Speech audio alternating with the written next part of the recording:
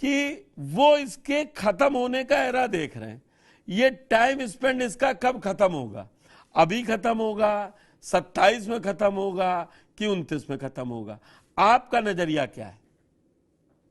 पुष्कर जी देखिए, ऐसा है, शहनवाज जी ने जो बात कही, आलोक जी ने जो बात कही, पहली चीज मैं शहनवाज जी की बात पर आता हूं। उन्होंने बिल्कुल ठीक कहा है कि ये दोनों ध्रुव जो हैं, सपा और कांग्रेस, ये दोनों के दोनों किसके खिलाफ हैं? भारतीय जनता पार्टी के खिलाफ हैं। निश्चित तौर पर किसी भी परिस्थिति में ये दोनों आपस में टकराने की स्थिति में आने वाले नहीं है, ये तय है, पहली चीज। दूसरी चीज आती है कि जिन 10 सीटों पर उपचुनाव होना है, उसमें ऑलरेडी 5 सीटें तो समाजवादी पार्टी की पहले की जीती हुई थी, उन पर उपचुनाव हो रहा है। 3 सीटें बीजेपी की हैं, एक निषाद पार्टी की है, एक आरएलडी की वो सीट है जो सपा के साथ गठबंधन में आरएलडी ने जीती थी। बिल्कुल, ये बहुत महत्वपूर्ण है। अब आप एक चीज समझिएगा कि जब ये वोटों, आप अभी अगर लोकसभा चुनावों का समीकरण देखें तो क्या स्ट्राइक रेट था?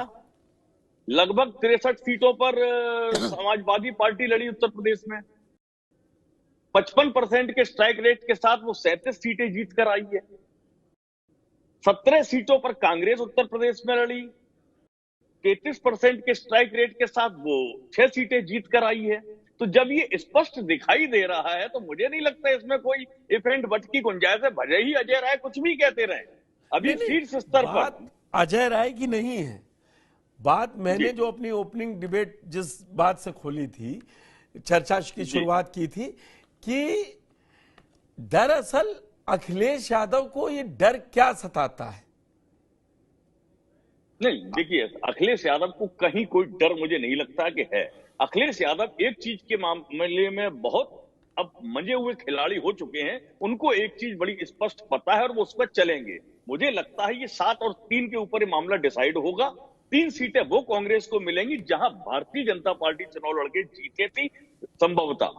दूसरी चीज आती है कि किसी सूरत में अखिलेश यादव ये जानते हैं कि कांग्रेस को अगर हमने अपने यहां साइडलाइन किया, आप देखिए कश्मीर का एग्जाम्पल ले लें, हरियाणा के ले लें या महाराष्ट्र का ले लें, वो सारी कंडीशन उत्तर प्रदेश में चलने वाली नहीं है, क्योंकि एक सबसे बड़े दल के रूप में यहाँ समाजवादी पार्टी स्थापित है और वो कभी नहीं चाहेगी कि हमारा बना हुआ बेस कहीं से भी अगर 2% 3% वोट भी करता है या 4% कटता है तो नुकसान हो जाएगा हमारा बड़ा। तो वो इसलिए यहाँ पर इंडिया गठबंधन की दलील देते हुए पूरी तरीके से कांग्रेस के साथ एक बेटर नेगोशिएशन करेंगे। और आप देख लेना कि जो भाजपा के हिस्से की हैं, क्या हो सकता है मीरापुर सीट आरएलडी वाली दे दें कांग्रेस को, गाजियाबाद दी जा सकती है, और एक आध सीट दे दें, 3 सीट अधिकतम 4, मेरे ख्याल से 3 से ज्यादा वो नहीं देंगे। और कांग्रेस इसको एक्सेप्ट बड़ा विलिंगली करेगी कि भाई ये हमें स्वीकार है, यहां कहीं कोई दिक्कत नहीं है।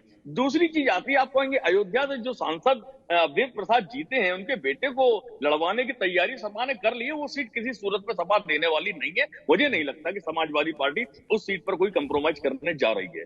तीसरी चीज आती है भारतीय जनता की, ऐसा होता है उपचुनाव जो होते हैं वो सत्ताधारी दल के होते हैं, एक प्रिजम्पशन है और ये ग्रांटेड है। हम लोगों ने पहले चुनावों में देखा भी है कि सत्ताधारी दल ले जाता है। अब क्या स्थिति है कि आखिर ऐसी क्या जरूरत पड़ रही है कि 30 मंत्री भारतीय जनता पार्टी को लगाने पड़े इन क्षेत्रों में उपचुनाव के लिए? मुख्यमंत्री जी खुद दौरे कर रहे हैं भाग भाग के।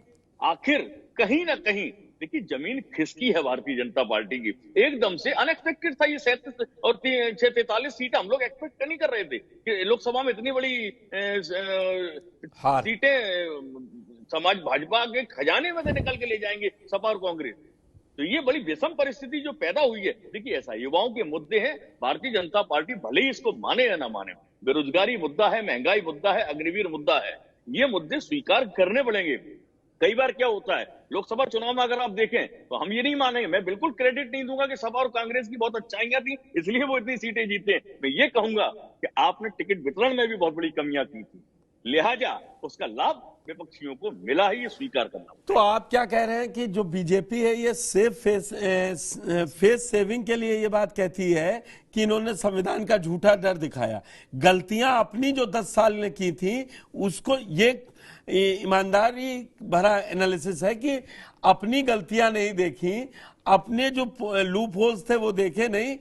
भाई मैं आपकी बात से सहमत हूं नवीन जी कि ऐसा नहीं हो सकता कि कांग्रेस और समाजवादी पार्टी एकदम से जून में जाए या मई में जाए, 15 मार्च के बाद जाए और वो ये कह दे कि ये संविधान खत्म कर देंगे और लोग एकदम से समझ जाएं। पुष्कर जी देखिए, ऐसा है, सबसे बड़ी चीज ये नैरेटिव शुरू किसने किया? आपके सांसद लल्लू सिंह ने, जी फैजाबाद के सांसद है अयोध्या के। उन्होंने कहा, मध्य प्रदेश आपके राजस्थान की डिप्टी सीएम कह रही हैं। जब आपकी पार्टी की लीडरशिप ये बात कह रही है कि हमें आप 400 पार करा दो, हम संविधान बदल देंगे, तो ये चीजें जब सोशल मीडिया में वायरल हो गई तो अब इसमें आप दोष कांग्रेस को दे दें या सपा को दे दें या अन्य किसी विपक्षी दल को दे दें, मुझे नहीं लगता कि वो कोई जस्टिफिकेशन होगा। सबसे बड़ी गलती क्या है कि आपका अपना घर कच्चा था, आपने उस पर ध्यान ही नहीं दिया। उस चीज का खंडन आप बाद में बहुत करने की कोशिश की। मोदी जी ने अपने भाषणों में कहा कि मेरे नीचे भी आरक्षण खत्म नहीं होगा, ये नहीं होगा, लेकिन वो जो चीज आपकी पार्टी के लोगों ने बोले ना, तो आपने उनके ऊपर कोई डिसिप्लिनरी एक्शन लिया, वही आपने कार्रवाई नहीं की, ना आपने निकाला और आपने उनको चुनाव लड़वाया। और तो मुझे ये लगता जाहिर है हो गया।